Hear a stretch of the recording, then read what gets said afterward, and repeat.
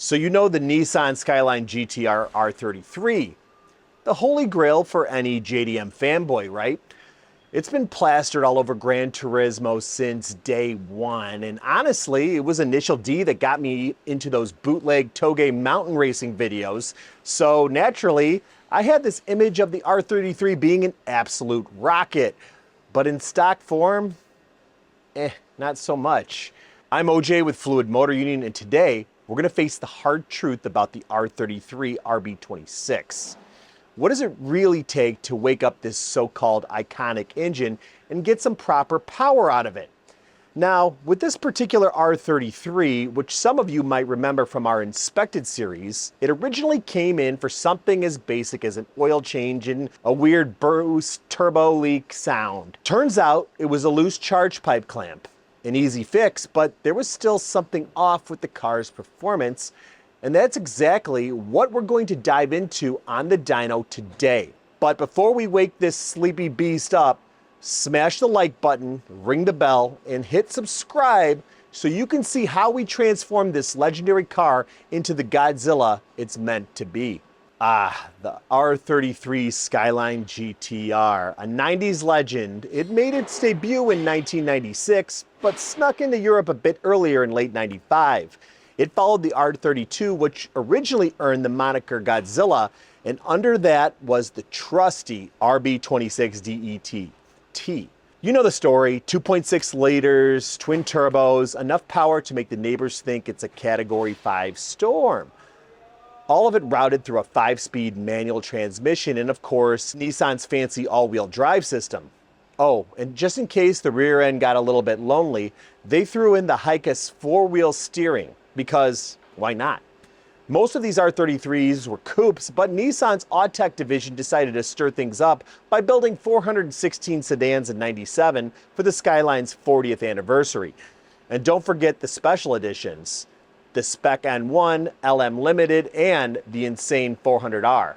By the time production ended in 1998, 16,668 R33s had rolled off the line, leaving the mark that's impossible to ignore. But before we start modding anything, we've got to figure out what we're working with, because let's be real, factory settings just don't cut it. In our Inspected video, we took a closer look and found a straight-through exhaust, some aftermarket intercooler upgrades, cooling mods, and a couple of blow-off valves and an air intake. You know, classic JDM stuff. The turbos look still stock. Now, Nissan claimed these were rated at 275 horsepower with the infamous gentleman's agreement, but in reality, they probably were closer to 300. After tightening up those loose clamps, we hoped we'd finally get the kaiju rampage we were looking for, but nope. This thing barely held 6.9 psi, a bit shy of where it should be. That's when we noticed the Haltech 2500 ECU sitting there staring back at us, and it got us thinking, who drops serious cash on a standalone ECU and then doesn't dial it in and tune it? Something was clearly off. So we lined up a dyno session to crack the case wide open. Let's see if we can finally unleash the beast inside this R33.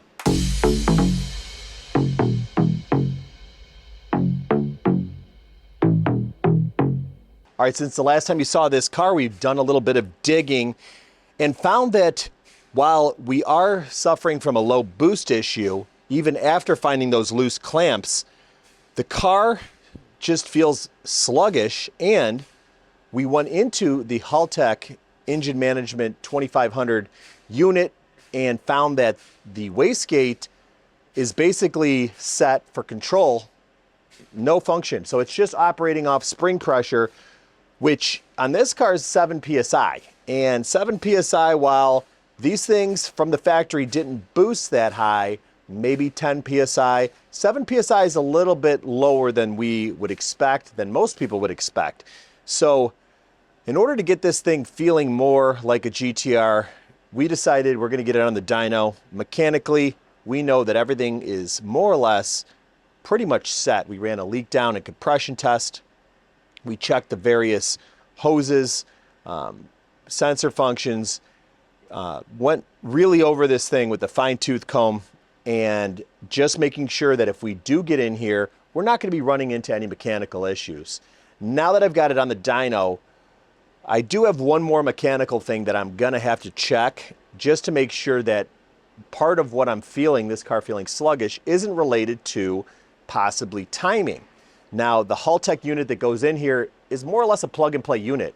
You're supposed to be able to drop it in there with the factory ECU harness from the car, and it just starts up. You throw a base map in there, and the thing just should work. Now, it does work, it runs good, it drives good, it just feels a little bit slow.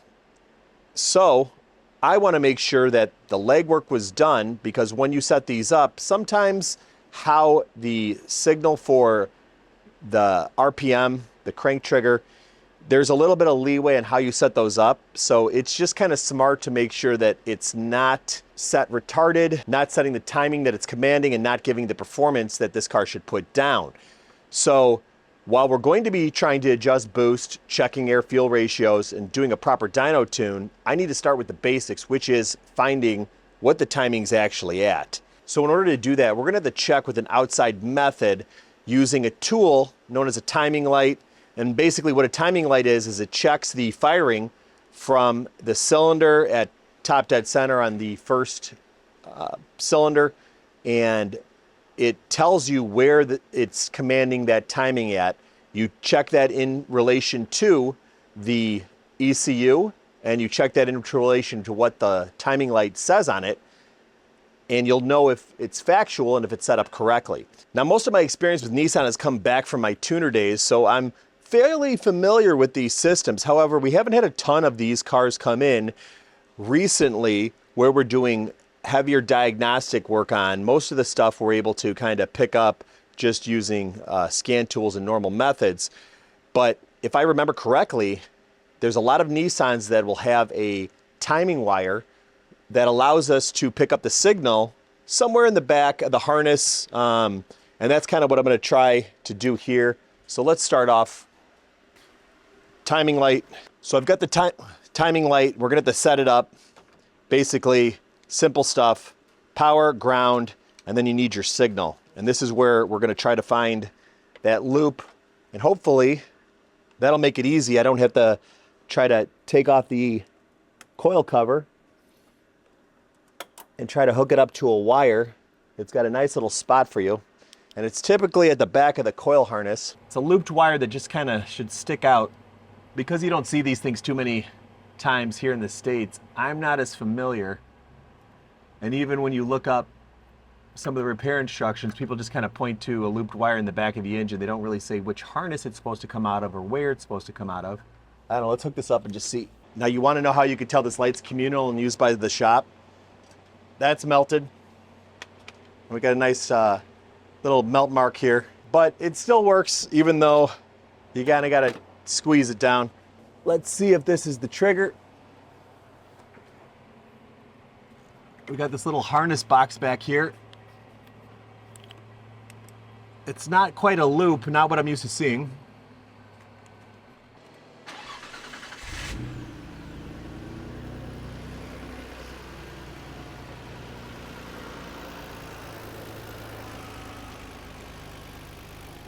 No signal, so I don't think that's right. Let me just make sure this is tight enough. All right, we got a signal.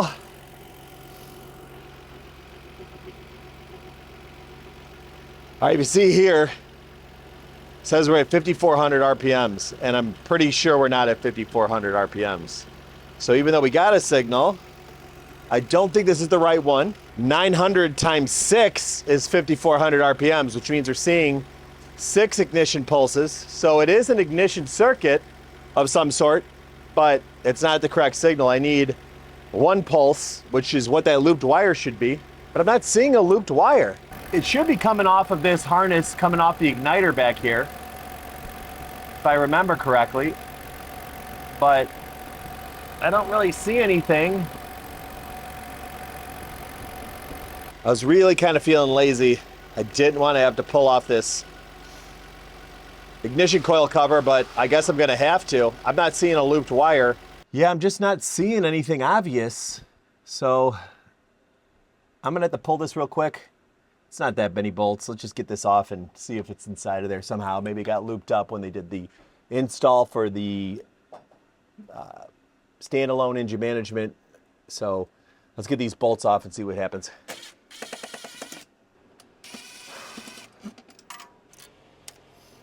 And that's why I carry a pocket magnet. You never know when you might need that. Even as professionals, we still drop bolts.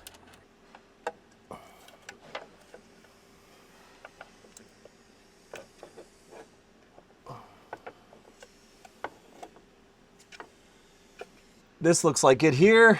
Little loop. No, that's a ground.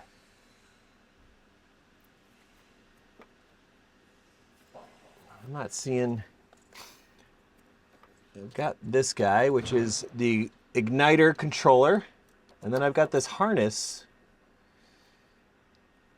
that runs the main for the ignition coils.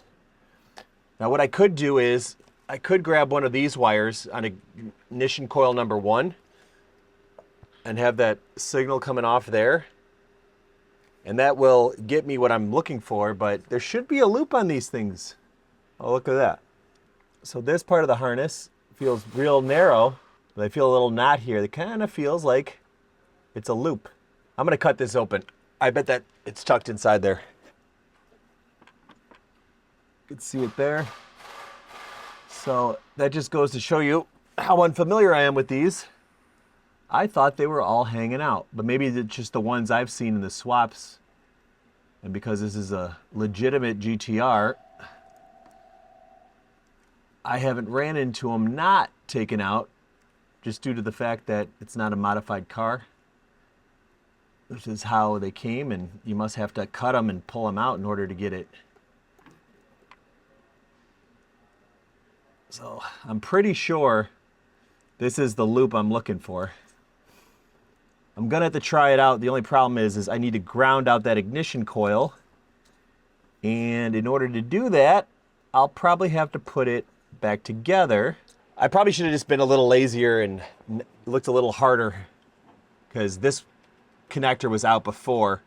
But that being said, if I throw this back together, I can ground out this igniter, and that should allow it to run. There's no good way to rig it up to run without that cover, without the cover grounding out. So let's just toss that back together. It'd be a lot easier without the strut bar on here, but that'd be one more thing I need to take off, and I'd rather not. I'd rather keep this as minimally intrusive as possible, but it doesn't always mean you can. I'm just shoving the igniter connector back through here, so that way I can pick it up. I really hope that's the wire, because if I got to take this back apart again, I'm going to be really annoyed. Now you want to make sure this is nice and secure on here, because it does ground through this cover, which is metal. So if you don't have a great connection on there, it's not going to ground too well. All right, so let's hook this thing up to that wire we exposed. Again, I hope this is it. I really don't want to keep looking for this. And now the moment of truth. Start it up. 1100. That was it.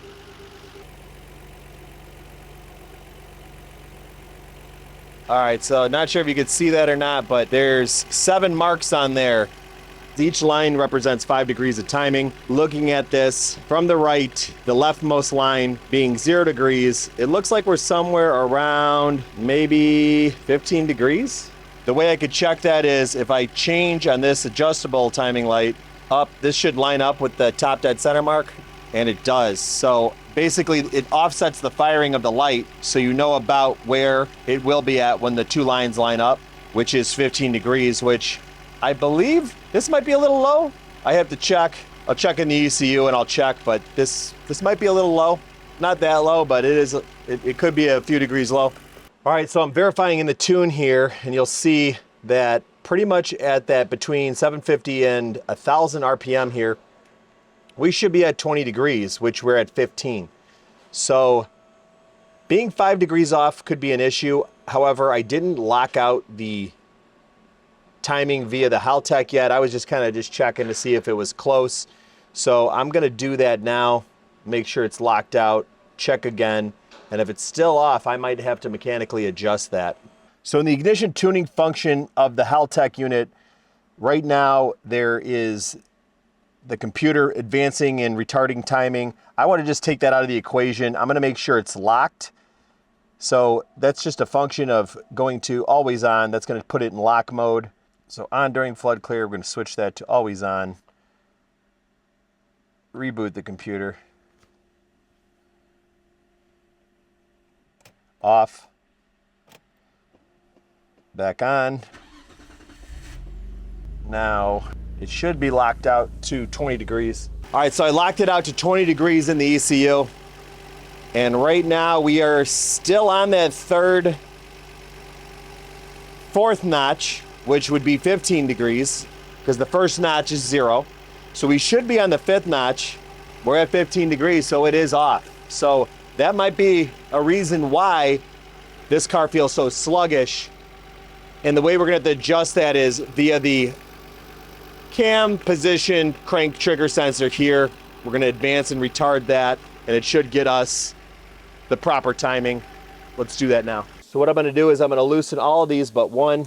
I'm gonna mark also where it was at, so that way if there's an issue, I know approximately where to go back to. So what I'm doing is I'm offsetting my light to 20 degrees, and then I'm gonna rotate this guy until I can get that first line and this to match.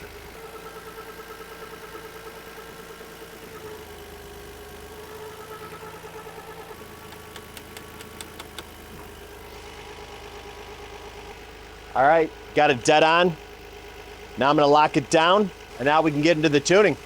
Now what we're gonna wanna do is we're gonna wanna get a base run, and ideally I probably should have got the base run with the timing low so we can really see the difference that we're making, but I don't wanna reset it. Maybe I'll subtract 5 degrees from the whole thing so we could see.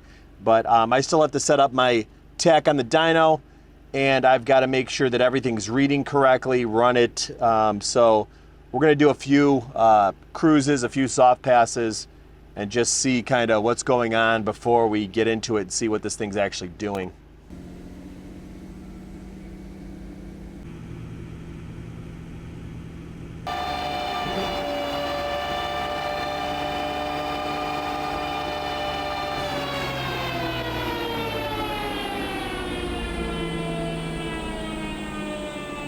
So I got the air fuel tables up, and what I'm gonna do is I'm gonna drive this thing in the cruising ranges and just make sure that my target, my commanded air fuel ratio is being met. And if it's not, then I know to add or subtract fuel to get that more correct. I'm gonna do that in the cruising ranges, so that way when I get to the boosted ranges, I'll have a better idea of how close I actually am off or on. That way we won't be way off, but gonna go through cruising right now. All right, so the air fuels are dialed in on cruising, and we've got the timing set. We've got everything kind of where we think will be the safest to get a boosted run.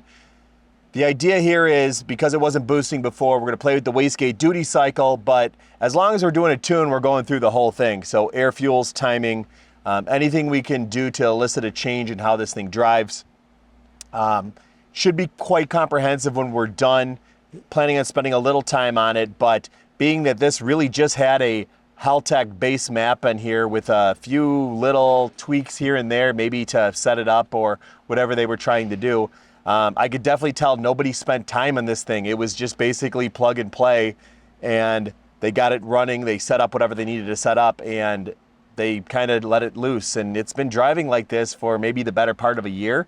So us going in and spending some time dialing this thing, I think is really gonna get this thing feeling more like what you'd expect with the GTR, but maybe even GTR Plus. So we're gonna run it, see what those first runs do, and kind of go from there.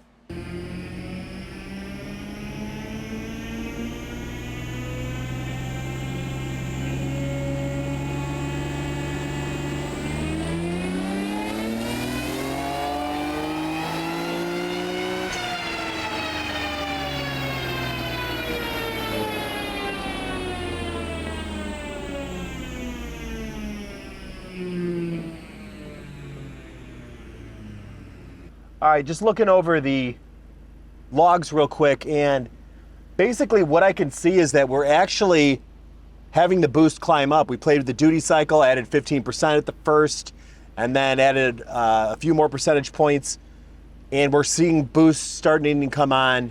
However, we're dealing with some stuff in the upper RPM limit, some hiccups, things like that. So we're going over the logs, trying to see where the fueling's at, seeing what that could be, but good news so far, because we weren't being able to control the boost before, now we are, so that's definitely a step in the right direction. All right, so what we got here are the 3 runs that I've kind of messed with boost control. The first run being a left alone at 6.7 PSI, the second run being with 15% duty cycle added in, and the third run adding a little bit more duty cycle into controlling boost. It seemed to have overshot with that percentage that I threw in there, and it brought it back down. Then it tried figuring it out. This last one, when I messed with it, didn't like it, even though we were making good power, nice safe power. It overshot too hard on the boost and came back down too hard. So I think what I'm gonna end up doing is backing it down a little bit and then switching to closed loop boost control, so that way the car can actually control via the inputs, via what it's watching. It's watching the boost at all times. It can attempt to control the boost on its own instead of me messing with it. I think I got it pretty close. I know that everything's working. I know that the solenoid is actually doing something. So we're gonna see if we switch it to closed loop, which is where it's taking the input from the sensors and then trying to maintain boost. We're gonna see if that allows it to smooth out a little bit, still get this power curve to come up, but at the same time not cut out. But this is promising. I know the numbers look low, but again, this is an all-wheel drive car. These were rated at 275 horsepower from the factory. We were under that quite a bit because we weren't reaching stock boost and stock timing. So we're basically just trying to get back to stock power levels with stock boost and stock timing, and once we get there, we can tune above and beyond. But right now, it's just figuring out where it wants to be with the Haltech, with the boost control solenoid, and you know, once I have that set, we're good to try to add some power.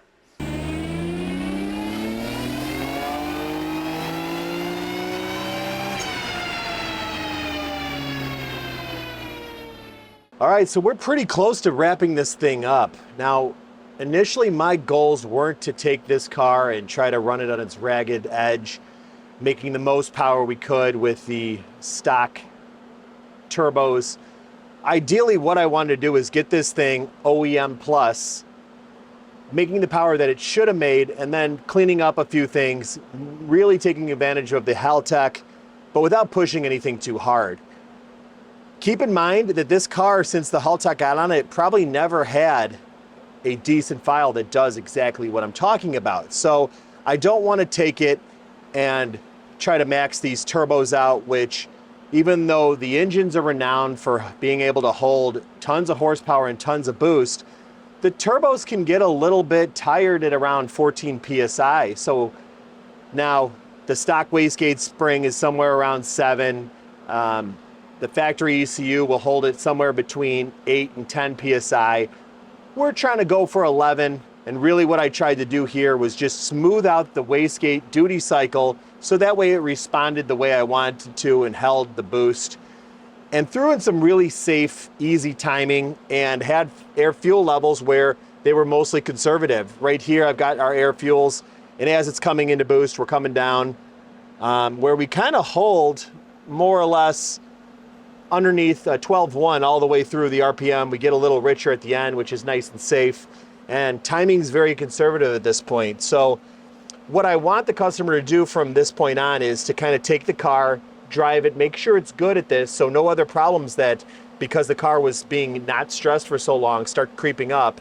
I don't want to throw that all at the car, and if maybe everything holds up and everything's pretty good, we'll retune this at a later time and date, and maybe we'll suggest some modifications. But for now, I'm going to say that this is probably a 70 horsepower gain from where the car came in. And as you can see, we're making 280 wheel, which is what these cars are rated at.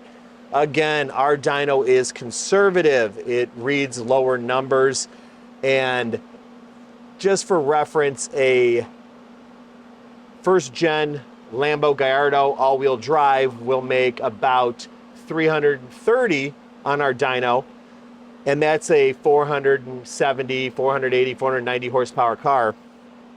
This car was rated at 280. They're somewhere around 300, which means we're probably well over that 300 mark, but it looks beautiful, nice and safe. We're not stressing the turbos, and the customer is gonna feel a night and day difference from how it came in. So the only thing left to do now is just to get it back on the street and see how it reacts.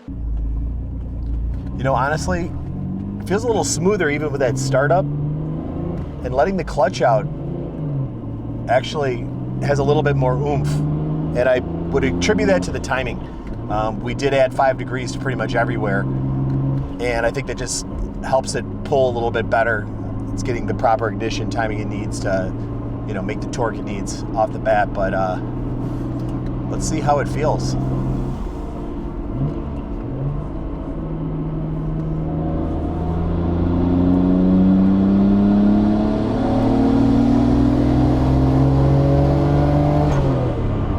That's way better.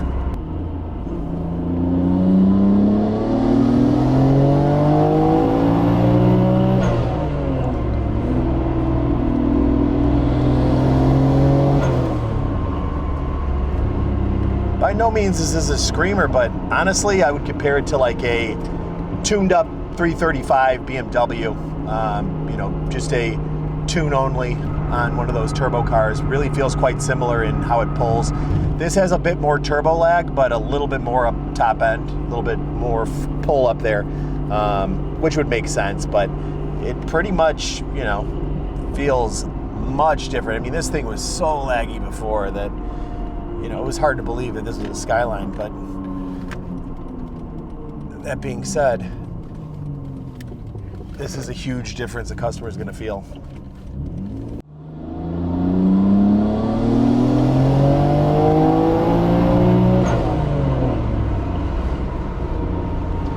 Now this thing's got the Nismo instrument cluster tach, and it actually adds 1,000 RPM, and the top number on here is 11, so that's 11,000 RPM, which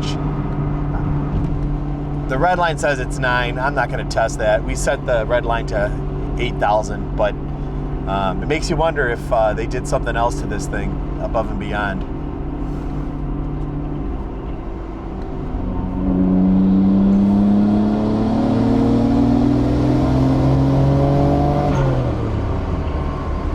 That's more in line with what I expect. Much better. Much more what a Skyline ought to be.